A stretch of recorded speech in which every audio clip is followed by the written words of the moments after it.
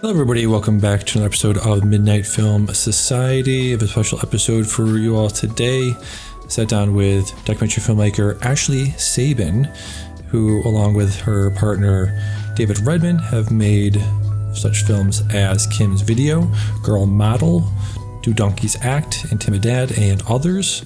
This is a sort of a short interview, but we got into a lot of different topics, including how she got into filmmaking, how filmmaking has changed over the years, how her thoughts and feelings about documentary filmmaking has changed over the years, and more. So sit back and enjoy my interview with Ashley Sabin.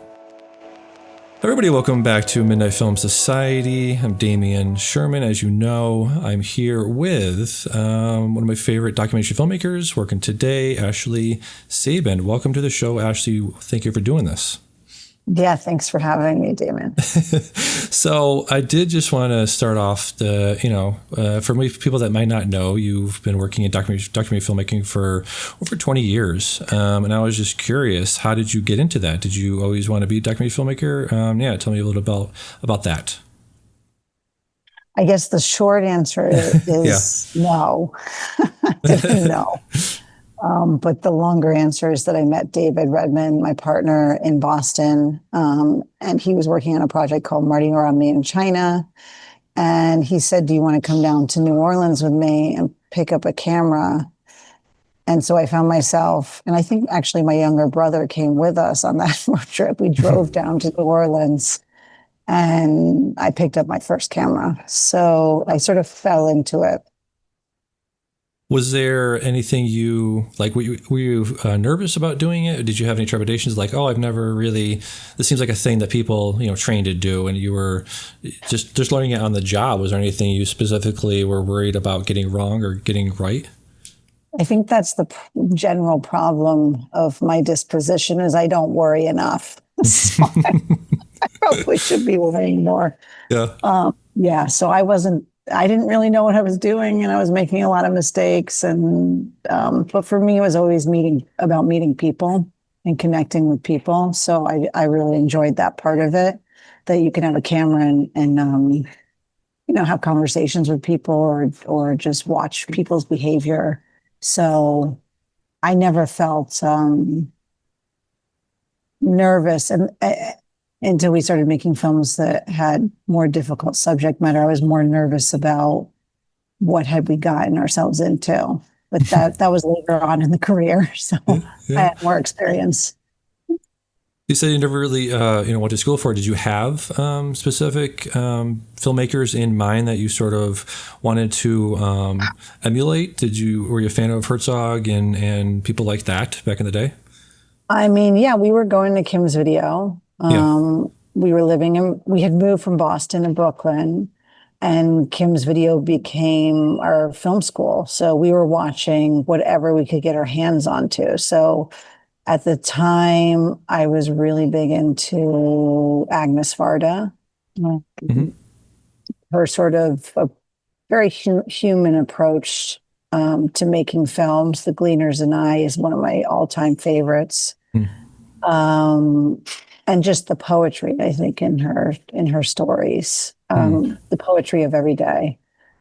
Herzog, I like Herzog in the sense that he's out of his mind and he does things that no one should do, and he does them just so artfully. For instance, moving a boat over a mountain, like who even says that's a possibility?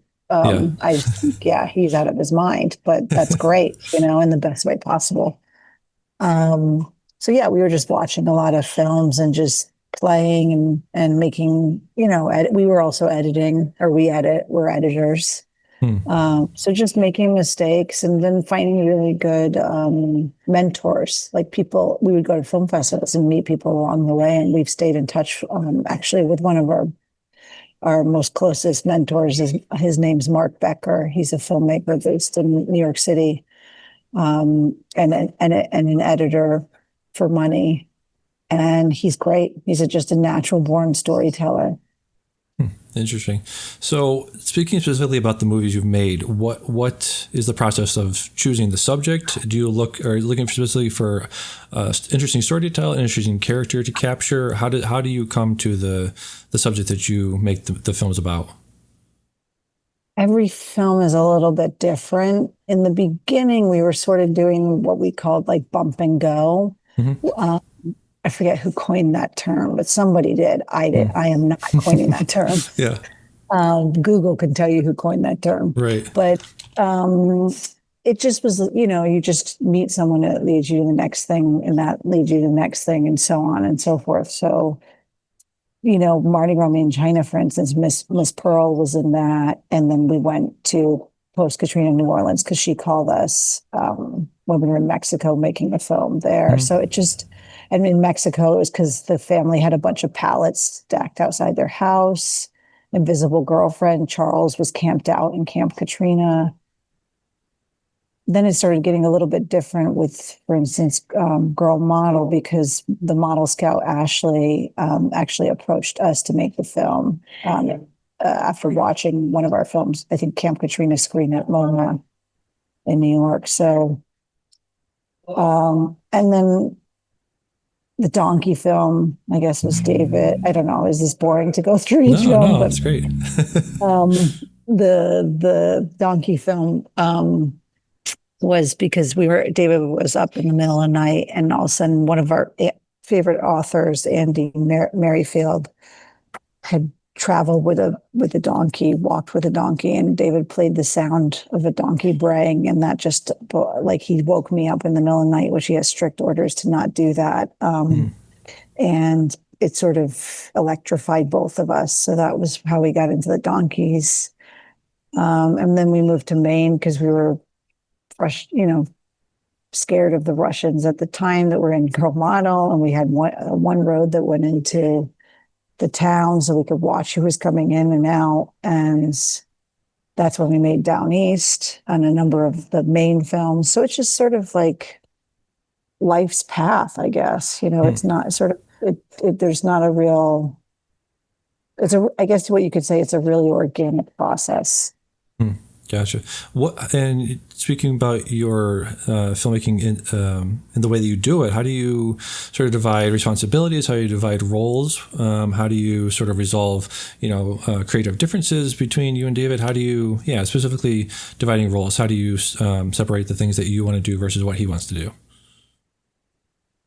We used to fight a lot more, but that was when we were more fiery and younger. Yeah. We understand each other, I think, a lot more than we used to. So I would say the division, it kind of, again, happens really naturally. We both used to film a lot more, and now it's really gone to David filming because the cameras are a lot heavier. So physically, it's a little more demanding. And I was pregnant through a few of the films that we shot. So it just sort of transitioned to him filming more. We may go back to it where we're both filming, but for the time being, that's the way it is. And then as far as editing, I mean, we both really enjoy editing. So the hardest part is, for instance, we're editing a fiction film right now. David's sitting right next to me, and I've cut some stuff together. I had some time alone with the footage. And then the biggest fear is is he going to delete the things that I love the most? And then I have to go back in and put them back in, and then delete the things that he made. It's kind of a push and pull. I mean, David's big thing is he's never done with films. So he's always like, we got to go back in and remake it. And I'm always like, I can't mentally do that. So could you not say that? So, we really work well together. It just works, I mean, we know each other's tastes in movies and how we want to tell movies, and they sort of, they meld together really well. Speaking about editing, do you find that from the beginning you sort of have a narrative arc in mind? Specifically with this one you're editing right now, do you find that you have a narrative arc that you're working towards, or do you find that the footage is more dictating the structure? Gosh, it's always the footage. I wish we had more control. I mean, we make this fiction film, for instance. We write a script. We take the time to write a script. We think we have this controlled sort of experiment. And then we make a big mess of it. It falls apart technically.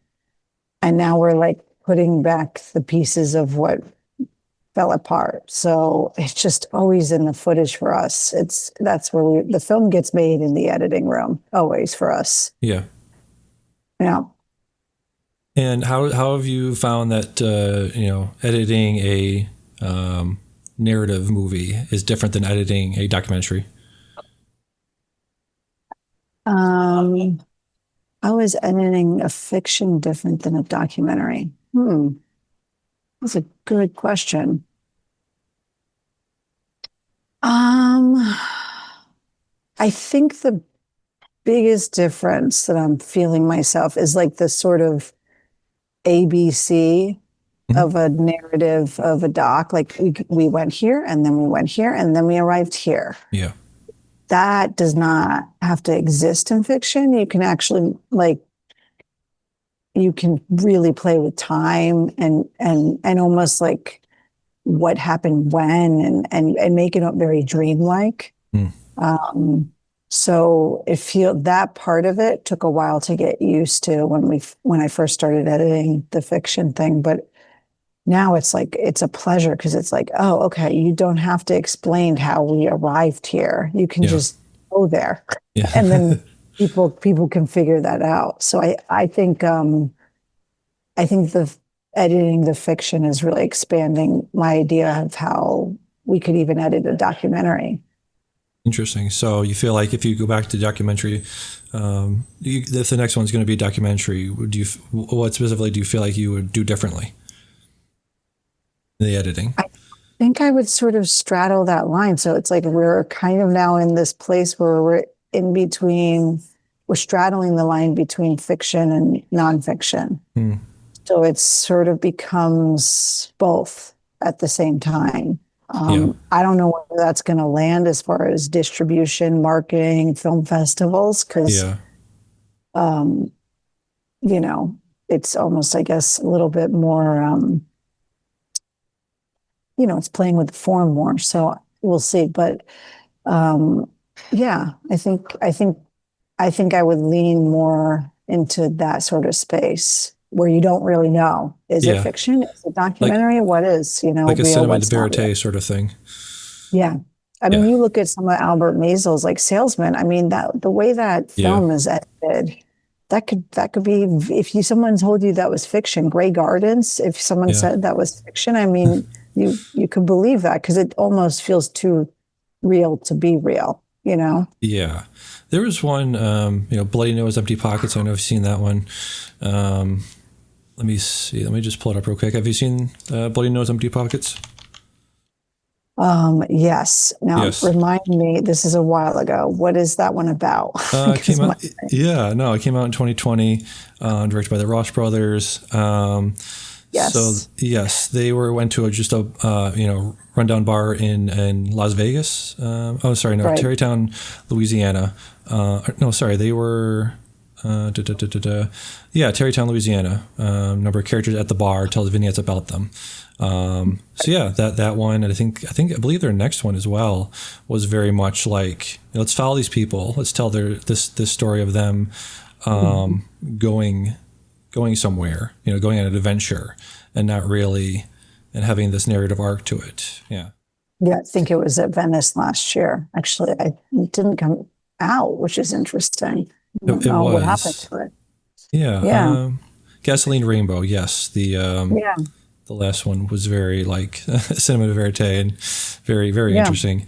Yeah. So going back to, how you make the documentaries, do you feel this, this balance between wanting to intervene and wanting to stop the damage that somebody's doing to themselves versus letting the story play out as it naturally would? Well, that is a really good question. And I think that is an issue that we're definitely dealing with in the new fiction piece. But I would say when I first started out, I was I was really conflicted about that a lot Yeah. more, because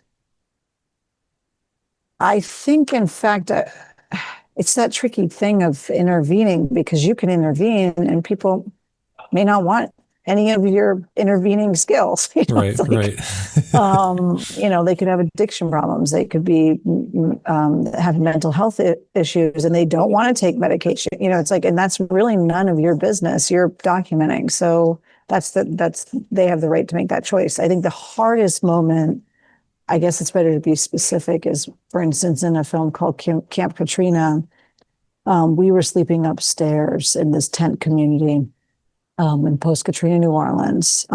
Miss Pearl had opened up her house for people to stay. And this woman, Kelly, and Doug were sleeping next to us, and Doug was physically and emotionally and verbally abusive to Kelly, and she was pregnant. They also struggled with addiction problems. They were doing crack. Hmm. So there was one night in particular where it got really intense, and Dave and I both decided that we have to call the police. Doug cannot. She's pregnant. We can't be complicit with his abuse. And then the police in New Orleans arrive, and they basically say, "Okay, Kelly, are you gonna are you going to file?" I forget the legal language, but like, what is it? Are you going to, is she going to make a report against him? Right. And she basically said, "No, I'm not." And so the police looked at us and said, "Well, nothing we can do. It's your word against hers, and we have to walk away." So, you can have the best intentions in mind when you're dealing with people, but these situations aren't always clear cut. So that's something I've learned over the years. Have you had any other instances of having almost wanting to intervene in a situation? Oh yeah, but there's a few I just wouldn't want to talk about. Yeah, sure, of course, of course. Because Yeah. it brings me back down a paranoid spiral. Yeah, I mean, let me think of. Did that first one you talked about sort of influence the next there's ones? there's good stories. For instance, when intervening, there's the story of Girl Model, in the sense that there was no protection for models in the state of New York, and we partnered with this alliance called the Models Alliance. It's a woman, Sarah Ziff, who's a former model, that created a alliance to have protection for models. And with the film, we partnered with her. And then a law was changed in the state of New York. So that's like stepping in, and there's something positive happening as a result. But for us, it's always not having that kind of issue lead the film. It sort of happens as a result of the film is really important, because we're not politicians, and we're not, we don't own a nonprofit. So we're storytellers. So that the story always comes first. Yeah, that movie, I just caught up with it last night, and really well made, and just brought to mind so many of current day issues, and even issues just for so long, of just people sell their bodies. My idea actually is like everyone sells their bodies, right? Some people just sell their backs in a warehouse. Some people sell other things, to jobs. Everyone's selling their body. It's just depending on which which part of your body you're selling. Yeah, definitely. You can sell lots of parts of your bodies now on the internet, I hear. Exactly. So yeah, but that's brought about the idea of the Eastern world wanting to, in their own way, right, exploit the labor of those people. And then you compare that with the Mardi Gras made in China of the West, exploiting the labor of the East. So it's a very interesting intersection and interplay between different worlds, for different ways each world exploits the other. Yeah, I mean, that's beautiful what you just said. I don't know how to, I don't know what to say there. I think that just should stay on its own. You're exactly right. Thanks. And so just moving, pivoting to a slightly lighter subject, Kim's Video. How did you come about making that movie? You said you went there for a long time. That was sort of your education as a filmmaker. At what point did you get aboard making that story? How did you? Because it's a really interesting story of how the tapes got to where they got to. So just tell me a little bit about how you got involved in making that doc.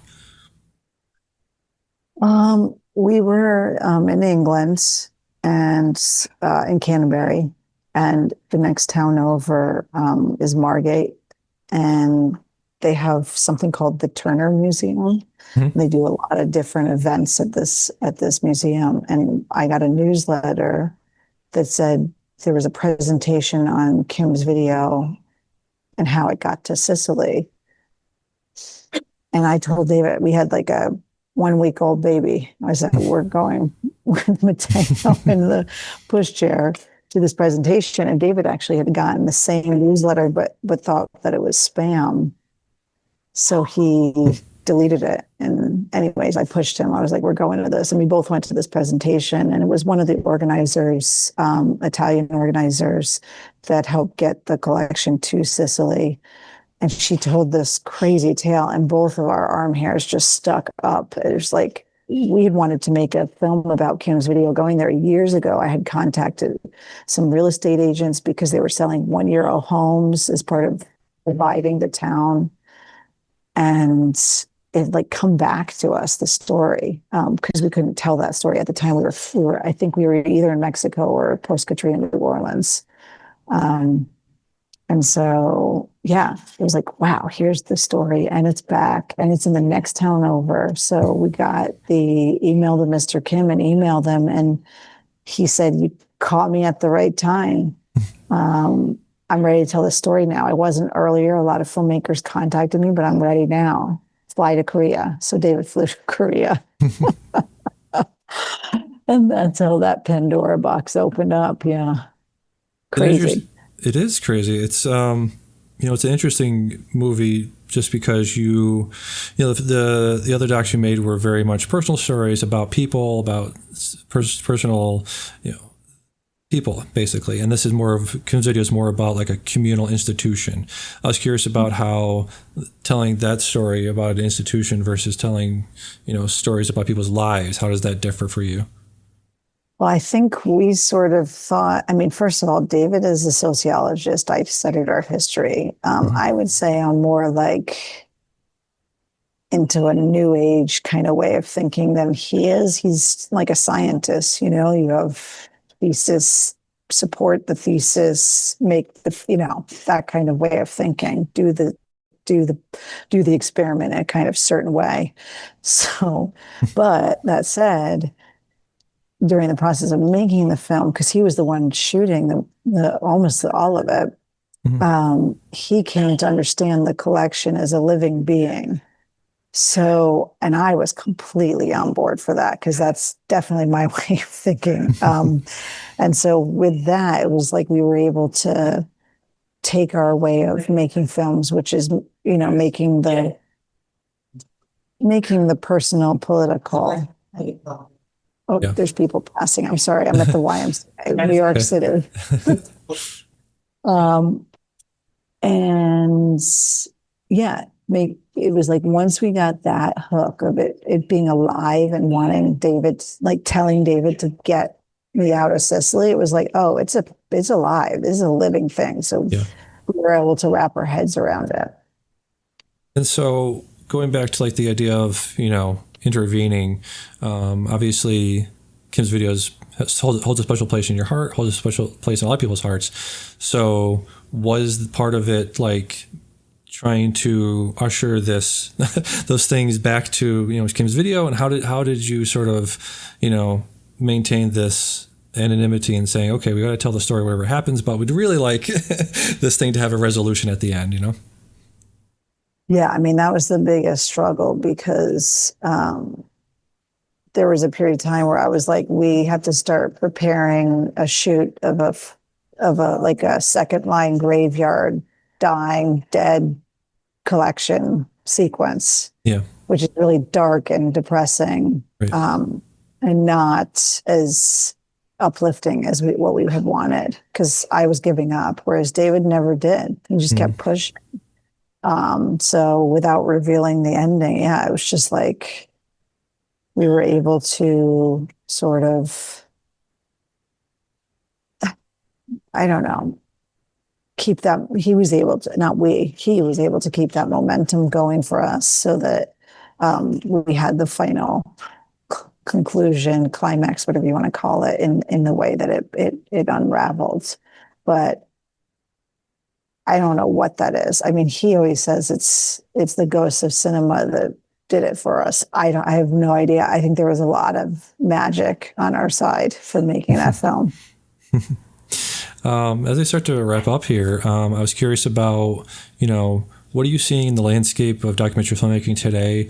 What are you specifically seeing, maybe a lack of? What would you like to see in contemporary documentary filmmaking from people today? My God, you're not asking me to get on this soapbox right now, are you? We need another 2 hours.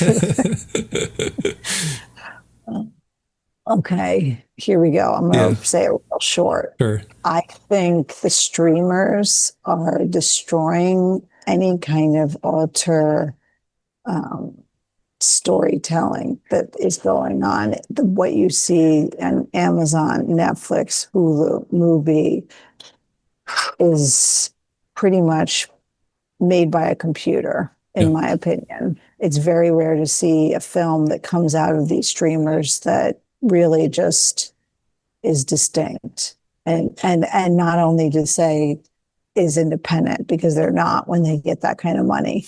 So I think for me, the biggest empty gaping hole that has been eaten by the streamers is independent cinema, because there's not distribution other than film festivals, and also some small boutique labels that are trying to keep it alive. It's really hard out there to produce creative, independent films.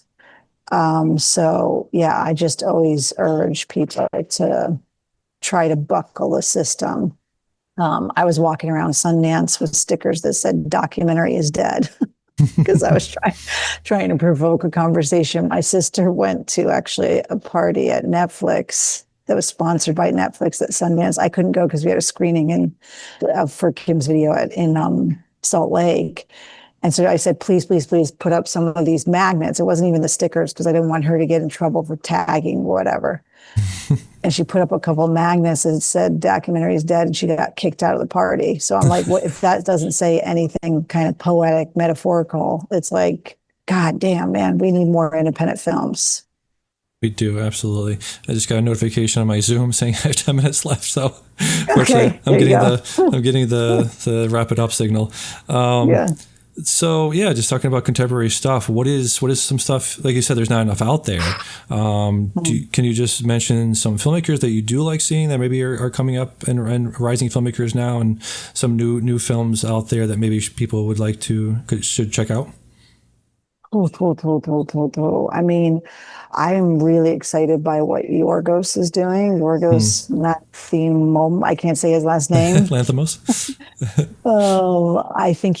I think he does big budget stuff, but then I think he experiments in between, and his roots are in independent film. So I think his mind and what comes out is really fascinating. I think there's a female filmmaker named Alice Rocher. She's Italian. I may not be saying her name. I'm very bad with pronunciation. I'm sorry. She put out a wonderful film last year called La Chimera. Yes. That I loved. I haven't seen her other films, but plan to. Yeah. The Criterion Channel. I mean, that's the only streamer, if you can even call them that, Right. that we subscribe to. There is in the, independent movie theaters around the country that are doing some really interesting programming. For instance, I think Vidiots does really interesting stuff. Anthology does interesting stuff. So, yeah, that's the kind of stuff excites me. Yeah, I Yeah, don't know. just want to give a quick shout out to Kanopy, which your films are on. I don't know if you were aware. Yes. And so Kanopy, I just saw, is doing the sales and I think was a producer on Anthony. No, I always call him this. It's not Kaufman. What's his first name? Not Anthony. It is. Andy Kauf? No, not Andy. No, no, no, no, no. Yeah, The one who did no, no. Whoa. yeah. His Charlie Kaufman. Charlie Kaufman. Charlie Yes. Kaufman has a short film, I think, at Venice, and Kanopy is a sales agent and producer on it. So they are also, and they're making films accessible to libraries. So that's all great too. All right. So I think that about does it. Yeah. Did you want to sort of plug anything? You've got any projects you got going on? You said you were editing a film. Do you want to preview or talk about that at all, or you just want to sort of talk about anything any appearances you're going to make, any film festivals you want to shout out? I don't know. I'm the worst plugger and worst business person in the world. So I would just say, yeah, try to go to we can go to our website and we'll hopefully be tech enough that we'll post our new film on the website. But yeah, I would just say, keep going to the movie theater, go to your libraries, take a DVD out, try to find independent content, keep cinema alive. Alive. All right, great. Well, it's been great talking to you, Ashley, and I really appreciate your time. Yeah. Thank you, Damien, so much for what you're doing.